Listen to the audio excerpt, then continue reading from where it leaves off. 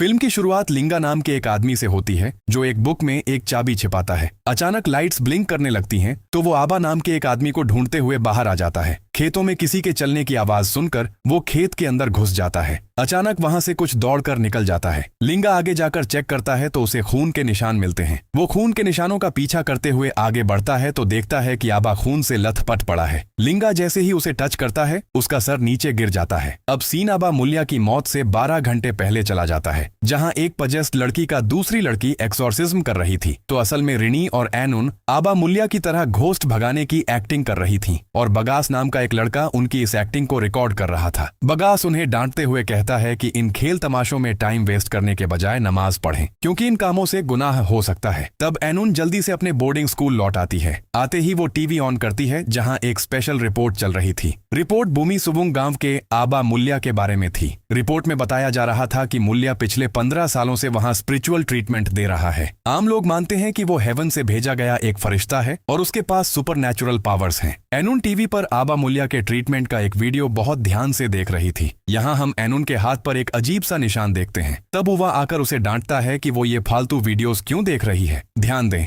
उवा असल में इस बोर्डिंग स्कूल का केयरटेकर है और उसी ने एनुन को पाल पोस कर बड़ा किया है। खैर, वो एनुन को डॉक्टर के पास जाने की एडवाइस देता है, लेकिन एनुन कहती है कि डॉक्टर्स उसकी बीमारी ठीक करने में फेल हो चुके हैं, इसलिए अब उसकी आखिरी उम्मीद आबा मुल्या ही है। ये बोलकर वो फिर से टीवी ऑन करती है और आबा मुल्या की वीडियो देखने लगती है। सीन कट होकर प्रेयर रूम पर आता है जहां इमाम थियोलॉजी पर डिस्कस कर रहे हैं। रिनी बताती है कि कल छुट्टी होने की वजह से मोस्ट स्टूडेंट्स घर चले गए हैं, लेकिन वो घर पर अकेला फील करेगी, इसलिए वो एनुन को कंपनी देने के लिए मदरसा में ही रुकेगी। सीन कट होकर बूमी सुबुंग गांव में आता है। एक आदमी अपनी बेटी को लेकर आबा के दरबार में आया था। लड़की पूछती है कि वो यहाँ क्यों आए हैं। पापा जवाब देता है कि वो बहुत सारा पैसा लेने आया है और वो बहुत जल्दी अमीर होने वाले हैं। फिर लिंगा आकर उसे अंदर बुलाता है। पापा बेटी को बाहर वेट करने को बोलकर अंदर चला जाता है। छोटी लड़की इस बीच वुजू खाने में वुजू करने जाती है। लड़की मुंह में पानी लेती ही है कि एक दूसरा टैप अपने आप चालू हो जाता है। लड़की टैप बंद करके फिर से मुंह में पानी डालने लगती है। ठीक तभी वहां किसी खौफनाक चीज की प्रेजेंस दिखाई देती है। दूसरी तरफ अंदर आबा उस लड़की के पापा का हाथ एक खाली बॉक्स के ऊपर रखकर मंत्र पढ़ता है और उसे स्टैब कर देता है,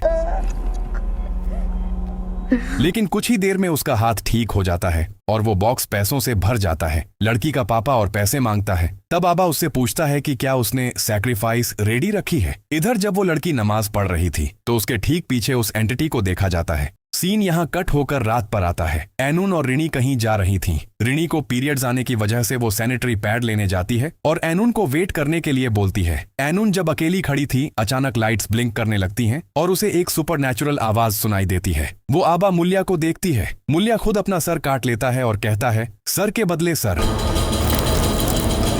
रिनी वापस आती है और एनुन को बुरी तरह डरा हुआ देखकर उसे शांत करती है। एनुन वापस आकर उवा से जानती है कि आबा मुल्या सच में मर चुका है। टीवी पर भी उसकी मौत की न्यूज दिखाई जा रही थी। उवा इस वक्त एनुन को बताती है कि आबा मुल्या ही असल में एनुन का पापा था। एनुन बहुत गुस्सा होती है क्योंकि उवा ने इतने दिनों तक उसे सच नहीं बताया था, बल्कि वो आबा को धोखेबाज बोलती थी। उवा बताती है कि उसने सिर्फ एनुन की माँ की आखिरी ख्वाहिश पूरी की है। उवा उसे उसकी माँ की रखी हुई चीजें सौंप देती है। वहाँ कुछ पैसे, गहने और कुछ फोटोज थे। एनुन अपने मॉम डैड की फोटो हाथ में लेकर माफी मांगती है क्योंकि उसे कभी उन्हें जानने का मौका ही नहीं मिला। इसके बाद एनुन रिनी और बगास को लेकर अपने पापा के फ्यूनरल में जाने का फैसला करती है। अगले दिन वो तीनों निकल पड़ते हैं। रास्ते में रिनी जानना चाहती है कि क्या एनुन को अपने पापा के बारे में पहले से कुछ पता था। एनुन अफसोस करते हुए बताती है कि उसकी उवा ने उससे झूठ बोला था कि उसके पापा मर चुके हैं। उसे शक होता है कि शायद उवा ने ही उन दोनों को एक दूसरे से दूर रखा था। खैर, कुछ ही देर में वो वहां पहुंच जाते हैं। एनुन को देखकर आबा का चेला लिंगा एक औरत को बताता है कि उन्हें इसकी जरूरत है। फिर वो एनुन के पास जाकर अपना इंट्रोडक्शन देता है और उसे उसके पापा की डेड बॉडी देखने और आखिरी बार उन्हें गुस्ल देने के लिए इनवाइट करता है। रिनी एक बेटी द्वारा अपने बाप को गुस्ल देने की बात सुनकर थोड़ी हैरान होती है। एनुन अपने पापा के पास जाकर देखती है कि उनका सर सिलाई करके जोड़ा गया है। वो अपने पापा के हाथ पर भी अपने हाथ के निशान जैसा ही एक निशान देखती है। खैर, एनुन अपने पापा को गौसल देना शुरू करती है। दफन के वक्त लिंगा बहुत अजीब और मिस्टीरियस मंत्र पढ़ने लगता है। रिनी नोटिस करती है कि ये प्रेयर किसी रिलीजियस रिचुअल जैसी नहीं बल्कि बहुत अजीब है। दफन के बाद लिंगा एनुन को बताता है कि आबा उसके लिए कुछ स्पेशल छोड़ कर गए हैं और एनुन को अपने साथ अंदर आने के लिए कहता है। वो एनुन के दोस्तों को साथ अंदर ले जाने से साफ मना कर देता है। तब अजेंग नाम की एक औरत एनुन के पास आकर खुद को आबा की तीसरी बीवी बताती है। एनुन की रिक्वेस्ट पर अजेंग दोस्तों को उस रात वहीं रुकने की परमिशन दे देती है। एनुन के दोस्त डिस्कस करते हैं कि शायद एनुन को अपने पापा की सुपरनैचुरल पावर्स विरासत में मिलने वाली हैं। ये सुनकर अजेंग उन्हें वार्न करती है। वो कहती है कि टीवी पर जो दिखता है इस पड़ेपोकन की असली सच्चाई उससे बहुत अलग है। वो उन्हें एडवाइस देती है कि वो एनुन को लेकर जल्दी से यहाँ से चले जाएं। दूसरी तरफ लिंगा एनुन को एक रूम में छोड़कर कुछ लाने अंदर जाता है। अचानक एनुन पर्दे के पीछे किसी को देखती है, लेकिन पर्दा हटाने पर उसे वहां कोई नहीं दिखता। लेकिन पीछे मुड़ते ही पर्दे के पीछे किसी की प्रेजेंस और भी स्ट्रांग हो जाती है और अचानक साइड से कुछ उसके ऊपर कूद पड़ता है। ठीक तभी लिंगा आकर उसे आबा की छोड़ी हुई एक बुक देता है और बताता है कि आबा चाहते थे कि एनुन उनके सक्सेसर के रूप में इस आश्रम की जिम्मेदारी संभाले। लिंगा एनुन से कहता है कि अपने पापा की असली आइडेंटिटी और उनकी इस हालत की वजह जानने के लिए एनुन को अपने पापा के दिखाए रास्ते पर ही चलना होगा। वो बताता है कि सिर्फ आबा का अपना खून या औलाद ही इस रास्ते पर चल सकती है। लिंगा एनुन को रात खत्म होने से ठीक पहले अकेले आबा की सीक्रेट जगह पर आने के लिए इनवाइट करता है। नेक्स्ट सीन में दिखता है जब बगास नमाज पढ़ने के लिए पुरानी मस्जिद के माइक पर अजान देने जाता है। तब लिंगा उसे रोककर कहता है कि इस जगह पर कोई नमाज नहीं पढ़ता। उसे बताया जाता है कि यहाँ के कस्टम्स अलग हैं और अगर उसे नमाज पढ़नी है तो उसे अकेले और सबकी नजरों से छुप कर पढ़नी होगी। इसलिए बगास अकेले नमाज अदा करना शुरू करता है। नमाज के दौरान उसे एक खौफनाक आवाज सुनाई देती है। इसके बाद सजदाह में जाने पर उसे अपने ठीक बगल में एनुन के पापा का कटा हुआ सर दिखाई देता है। खैर वो नमाज कंटिन्यू रखता है, लेकिन सजदाह से उठते ही उसे समझ आता है कि किसी ने उसे उल्टा घुमा दिया है। इसलिए वो किबला की तरफ मुंह करके फिर से नमाज शुरू करता है। रात को बगास रिनी को अपने शक के बारे में बताता है। वो कहता है कि ये गांव बहुत अजीब है, उसे अजान देने नहीं दिया गया और जब वो नमाज पढ़ रहा था तो उसने फील किया कि उसके किबला का डायरेक्शन चेंज हो गया है। बगास कहता है कि इस गांव में जब अजान नहीं सुनाई देती और कोई नमाज भी नहीं पढ़ता तो फिर प्रेयर रूम क्यों रखा गया है। वो इस नतीजे पर पहुंचते हैं कि यहाँ के लोग अल्लाह के बजाय असल में आबा की पूजा करते हैं। उन्होंने नोटिस किया था कि कैसे लोग आबा की डेड बॉडी को पूरी श्रद्धा से टच और किस कर रहे थे। इसी बीच एनुन आती है और उनसे बिना बात किए अपने रूम में चली जाती है। रिनी भी एनुन के पीछे जाती है। रिनी पूछती है कि टीवी पर जो दिखता है क्या उसका रियलिटी से कोई लेना देना है, लेकिन एनुन बिना कोई जवाब दिए लिंगा की बुक पढ़ रही थी। फिर रिनी कैमरा ऑन करके एनुन से बात करने की कोशिश करती है, लेकिन फिर भी एनुन कोई रिएक्शन नहीं देती। इसलिए रिनी कैमरा रखकर अपने नाखून काटने लगती है। इस चक्कर में रिनी की उंगली कट जाती है तो वो एनुन के पास जाती है। अब एनुन उसकी उंगली पकड़कर एक मंत्र पढ़ना शुरू कर देती है। इधर अजेंग किसी को खाना खाकर अपने रूम में ही रहने का ऑर्डर देती है। ये सुनकर बगास को शक होता है। अजेंग के बाहर जाते ही बगास आगे बढ़ता है। बगास बाहर से झांकता है लेकिन उसे कोई दिखाई नहीं देता। ठीक तभी एनुन आकर बगास को सलाम करती है और पूछती है कि रिनी कहाँ है। बगास थोड़ा कंफ्यूज हो जाता है। वो जल्दी से एनुन को लेकर रिनी के पास जाता है। उनके आते ही वहाँ मौजूद पहले वाली एनुन गायब हो जाती है। रिनी चौंक कर कैमरा चेक करती है और कैमरा में भी वो पहले वाली एनुन दिखाई नहीं देती। बगास समझ जाता है कि जिसे वो एनुन समझ रहे थे वो असल में असली एनुन थी ही नहीं। बगास बुरी तरह डर कर उन्हें कहता है कि उन्हें अभी इस अजीब जगह को छोड़कर मदरसा लौट जाना चाहिए, क्योंकि उवा और बुदी उनकी टेंशन ले रहे होंगे। लेकिन एनुन जाने से इनकार कर देती है। वो बताती है कि उसने लिंगा से वादा किया है अपने पापा के रास्ते के बारे में जानने के लिए। बगास वार्न करता है कि ये रास्ता इस्लाम की टीचिंग्स के खिलाफ हो सकता है, लेकिन एनुन जिद पर अड़ी रहती है और बगास को जरूरत पड़ने पर अकेले चले जाने को कहती है। सीन कट होकर उस रूम में आता है जहां असल में अजेंग का छोटा बेटा रहमत था। खैर रात को जब अजेंग सो रही थी तभी कोई चीज उसके जिस्म से ब्लैंकेट खींच लेती है। इससे अजेंग की नींद टूट जाती है और वो देखती है कि उसके ब्लैंकेट के नीचे कोई बैठा है। वो ब्लैंकेट हटाती है तो वहां रहमत को देखती है जो बहुत डरा हुआ था। रहमत बताता है कि उसने आबा को देखा है। ये सुनकर अजेंग बुरी तरह पैनिक हो जाती है और तुरंत उस जगह को छोड़कर भागने का फैसला करती है। अचानक रहमत एक खौफनाक एंटिटी में बदल जाता है और अजेंग चीखते हुए नींद से जाग जाती है। दूसरी तरफ लिंगा एनुन को एक बहुत ही सीक्रेट जगह पर ले जाता है जहां आबा को उनका स्पिरिचुअल रास्ता मिला था। लिंगा एनुन को समझाता है कि आबा की बेटी होने के नाते उस पर बहुत बड़ी जिम्मेदारी है और आबा के बिलीफ से बड़ा कोई सच नहीं है। लिंगा एक रिचुअल शुरू करता है। लिंगा एनुन के हाथों और पैरों की हथेली पर नाइफ स्टैब करता है और उसे खुद को सौंप देने को कहता है। लिंगा एनुन से कुछ अजीब मंत्र रिपीट करवाता है जिसमें प्यार, आत्मा और एक दूसरे के साथ मिल जाने की बात कही गई थी। एनुन भी उन मंत्रों को उसके साथ रिपीट करती है। अचानक वहां वो खौफनाक एंटिटी आती है और उसके हाथ का खून चाटने लगती है। सीन कट होकर रहमत पर आता है जहां रेडियो से बार बार रहमत नाम पुकारा जा रहा था। रहमत डर कर रेडियो बंद कर देता है। तभी वो बाहर से आवाज सुनकर वेंटिलेटर से बाहर झांकता है और एनुन को देखता है। एनुन उसे देखकर हंस रही थी और एनुन के पीछे पीछे लिंगा पानी छिड़क रहा था और मंत्र पढ़ रहा था। मंत्र कुछ ऐसा था कि इस मिट्टी पर लगा खून सारी आत्माओं को एनुन की तरफ मोड़ देगा। नेक्स्ट सीन में दिखाया जाता है कि बगास फज्र की नमाज पढ़ने उठा था। तभी रहमत बगास के सामने आता है और उसे बताता है कि ईविल स्पिरिट्स ने एनुन पर कब्जा कर लिया है, ठीक वैसे ही जैसे उन्होंने उसके पापा आबा पर किया था। बगास उसकी आइडेंटिटी जानना चाहता है। दूसरी तरफ एनुन नींद से जागती है और अपने हाथ और पैरों पर नाइफ से किए गए स्टैब के निशान देखकर घबरा जाती है। इधर रहमत बगास को अजान देने को कहता है और बताता है कि इस गांव के असली राज को खोलने के लिए उसे इस गांव में ही अजान देनी होगी। रहमत की बात मानकर बगास माइक पर अजान देना शुरू करता है। अजान की आवाज सुनकर एनुन के साथ साथ गांव के सभी लोग दर्द से तड़पने लगते हैं। वो चिल्ला चिल्ला कर कहते हैं कि उनका सर फट रहा है और उन्हें बहुत गर्मी लग रही है। अजन के हर एक लफ्ज के साथ उनका दर्द और बढ़ने लगता है। एक दुकानदार औरत अपना कैश बॉक्स खोलती है तो देखती है कि वहां पैसे नहीं बल्कि पत्ते और कीड़े भरे हुए हैं। इधर एनुन दर्द से तड़प रही थी लेकिन मिरर में दिखता है कि उसका रिफ्लेक्शन उसकी तरफ अजीब तरीके से घूर रहा है। दूसरी तरफ कोई बुरी शक्ति जैसे बगास का गला दबाकर उसका मुंह बंद करने की कोशिश कर रही थी। अजान बंद होते ही सब नॉर्मल हो जाता है। बगास समझ जाता है कि यहाँ कुछ तो बहुत गलत हो रहा है। वो एनुन को लेकर जमात में नमाज पढ़ना शुरू करता है और रिणी उन पर नजर रख रही थी। रहमत भी चुपके चुपके यहाँ आया था। बगास नमाज खत्म करके देखता है कि एनुन छिपकली की तरह सीलिंग पर इधर उधर चल रही है। एनुन की ये हालत देखकर रहमत जैसे ही सामने आता है, एनुन ऊपर से उस पे कूद पड़ती है और उसका गला दबा देती है। बगास और रिणी बहुत कोशिश के बाद भी एनुन को संभाल नहीं पा रहे थे। अजेंग आकर एनुन को धक्का देकर हटाती है और अपने बेटे से दूर रहने को कहती है। तब एनुन नॉर्मल होती है। इसके बाद सुबह होते ही लिंगा गुस्से में गांव वालों को लेकर वहां पहुंच जाता है। वो बगास को कहता है कि अजान देकर उनकी शांति भंग की गई है। लिंगा बगास और रिणी को अभी के अभी गांव छोड़ने का ऑर्डर देता है लेकिन एनुन को वहीं रुकने को कहा जाता है। फिर एनुन अजेंग से पूछती है कि ये सब क्या हो रहा है।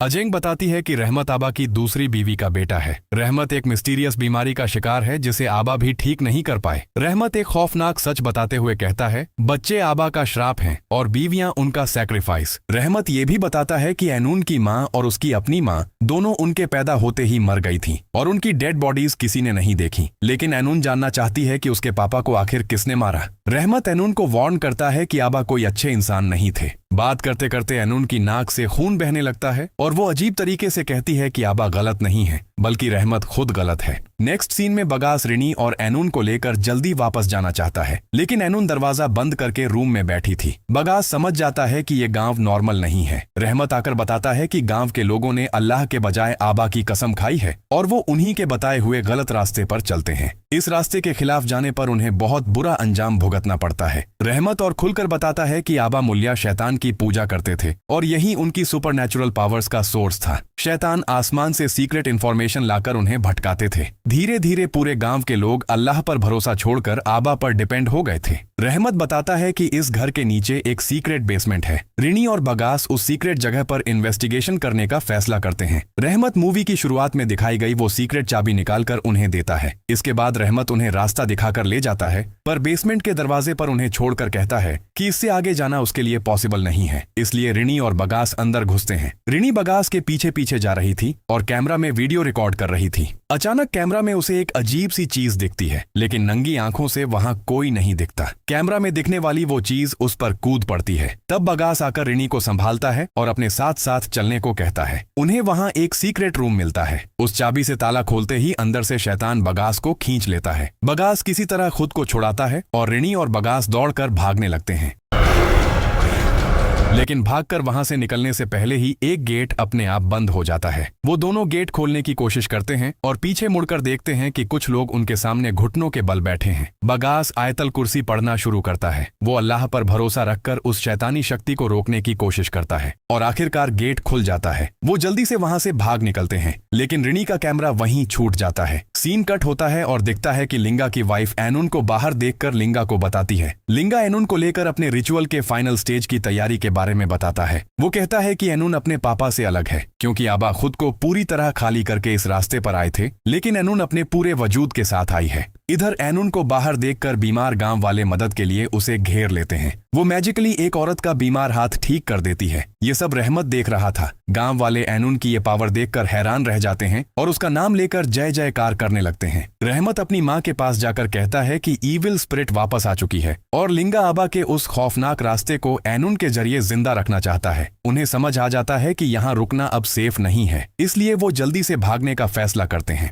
दूसरी तरफ आम लोग एनुन के चारों तरफ भीड़ लगाकर अपनी बीमारियों से शिफा पाने की दुआ करने लगते हैं। तभी बगास आकर एनुन को बार बार पुकारता है और उसे इस शैतानी ट्रांस से बाहर आने और अल्लाह से माफी मांगने की रिक्वेस्ट करता है। लेकिन लिंगा आकर कहता है कि एनुन अब उनके पड़ेपोकन की लीडर और आबा की सक्सेसर है। बगास जब एनुन को वापस लौटने की मिन्नतें करता है तो एनुन उसे कावर्ड कहकर बेइज्जती करती है और कहती है कि बगास की आवाज सबको बीमार कर रही है। रिनी एनुन को नॉर्मल होने की रिक्वेस्ट करती है, लेकिन एनुन रिनी को मेंटली हर्ट करने के लिए उसके मॉम डैड के डिवोर्स और उसके अकेलेपन की बात उठाती है। बगास कहता है कि एनुन और पड़ेपोकन के सभी लोग ईविल स्पिरिट के कब्जे में आ चुके हैं। लिंगा पलटकर अनाउंस करता है कि वो और एनुन मिलकर आबा के दिखाए रास्ते को और ताकतवर बनाएंगे ताकि गांव अपनी पहले वाली हालत में वापस आ जाए। गांव वाले लिंगा को सपोर्ट करते हैं और बगास और रिनी को बीच में आने से मना करते हैं। घर लौटकर बगास मानता है कि उसे नहीं पता उन्हें कैसे बचाया जा सकता है, पर फिलहाल अपनी जान बचाने के लिए यहाँ से भागने के अलावा और कोई रास्ता नहीं है। उन्हें समझ आता है कि रहमत और उसकी माँ यहाँ से भाग चुके हैं। खैर,